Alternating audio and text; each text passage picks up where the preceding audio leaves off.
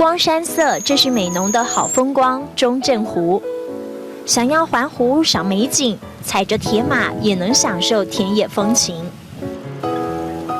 文史工作者宋景德当了导览员10几年，美浓有多美，一开口滔滔不绝。湖的名称叫做中正湖小型水库，它本身是可以是防洪跟灌溉的，主要是这个水就是抽取给这边附近的农田来灌溉用的。本来在高雄当记者，娶了美浓老婆，让他爱上客家庄的好山好水。带着游客骑单车游美浓，生态之旅一定不会错过。这个也是只有在我们美浓中正湖的周边才有所以我们现在看到这个整个湖边的每一口都是野莲的野莲池哈。除了能看到美浓特色的野莲田，走一圈处处有惊喜。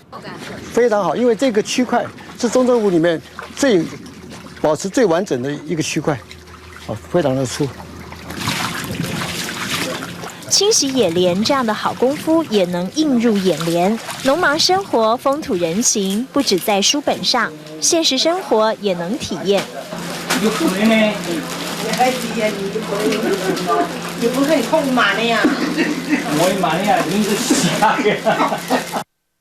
而要感受美浓浓浓客家情，民族路上客家文物馆一定不能错过。一旁的中正湖畔双柱地有着美浓最大伙房的称号。踏入永安老街，景星蓝山店就在眼前。衔接东门街时，别忘了东门楼。穿梭其间斑驳的砖瓦，诉说着全盛时期的容颜。到了民国30几年的时候，2次世界大战，美军把它轰炸掉了。到民国39年重新盖成跟原先的那个造型一样。这个是水泥建筑，以前那是木头建筑的哈，非常漂亮的一个景观。巴洛克建筑的竹子门店场，悠闲的小镇氛围。美浓小城故事多，放下繁忙步伐，踩着单车，周休假日等您探索美浓之美。一桩美浓好姻缘，一段美浓好山水，骑着铁马悠游客庄，编织独一无二的感动时刻。